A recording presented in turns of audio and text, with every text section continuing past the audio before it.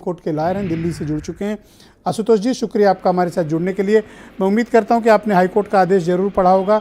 एक तो हमारे दर्शकों को इसे आसान भाषा में बताएं, दूसरा ये भी बताएं कि राहुल गांधी के पास अभी विकल्प क्या क्या सीमित हैं।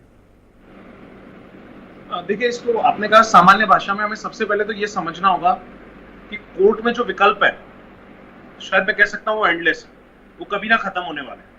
लगभग एक बहुत लंबा समय तक उन चीजों को धक्का दिया जा सकता है या उनको आगे लेकर जाया जा सकता है। मैं ऐसा कहना मेरे लिए ज्यादा हो चुका है।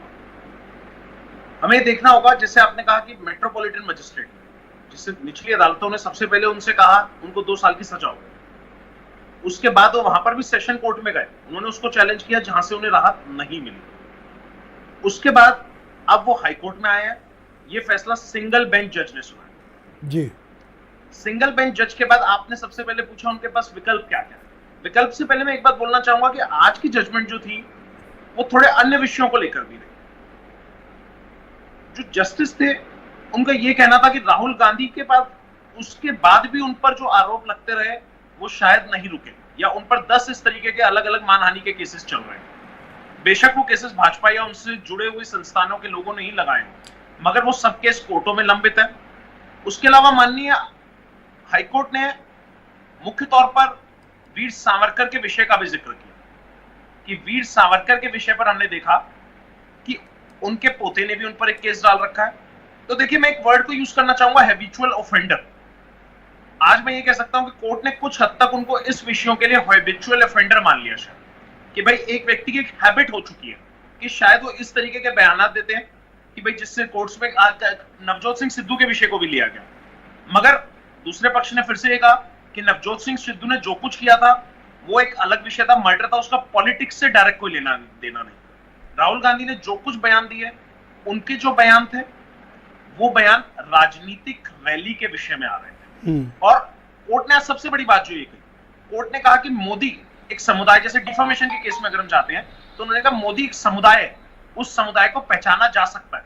जिस समुदाय विशेष के लिए उन्होंने यह टिप्पणी करी, उस समुदाय के लोग आ सकते हैं, या एक व्यक्ति आ सकता था, या नरेंद्र मोदी जी के लिए कहा तो नरेंद्र मोदी जी स्वयं आ सकते थे उस केस में। मगर इस केस में हमने देखा कि उन्होंने, जो याचिकाकर्ता थे, उनका कहना यह था कि देखिए 13 करोड़ लोग हैं जो मोदी समाज से आते हैं, मोदी को एक विषय नहीं है। और कोर्ट का भी यह मानना रहा कि हम इसको बहुत सारे तौर पर, संयुक्त तौर पर देख सकते हैं। वे बहुत सारे लोग हैं जो मोदी जाति या मोदी सरनेम का इस्तेमाल करते हैं। तो अभी रिवीजन का विकल्प शेष है हाई कोर्ट में, या डायरेक्ट अब सुप्रीम कोर्ट ही आना पड़ेगा? देखिए, मैं जहां तक सोचता हूं, अगर उनको समय का थोड़ा सा और, या राहुल गांधी जी के जो भी कानूनी सलाहकार हैं, ये वो लोग इस विषय को जरूर देखेंगे कि उस समय को और कैसे थोड़ा सा आगे लेकर जा सकते हैं। अब देखिए, उनके पास अगर वो हाई कोर्ट जाते हैं तो हाई कोर्ट में डिविजनल बेंच पे जाएंगे। अभी तक सिंगल बेंच ने सुना, सिंगल जज थे इस मैटर। वो डिविजनल बेंच में जा सकते हैं कि 2 जजेस का क्या ओपिनियन रहा है इस विषय में, और नहीं तो फिर सुप्रीम कोर्ट में एसएलपी लग सकती है इस विषय को लेकर, special leave petition. Special leave petition, जी हाँ बोले, कंटिन्यू प्लीज, 20 सेकंड। हाँ जी, हाँ, आप अपनी बात कंप्लीट कर लें, अपना सेंटेंस पूरा कर लें जी। सुप्रीम कोर्ट के बारे में आप कुछ कह रहे हैं? सुप्रीम कोर्ट में भी देखिए उनके पास 3 लेयर्स हैं, मैं ये कह सकता हूं। सुप्रीम कोर्ट में भी एक तो उनके पास एसएलपी लगा सकते हैं, स्पेशल लीव पिटीशन।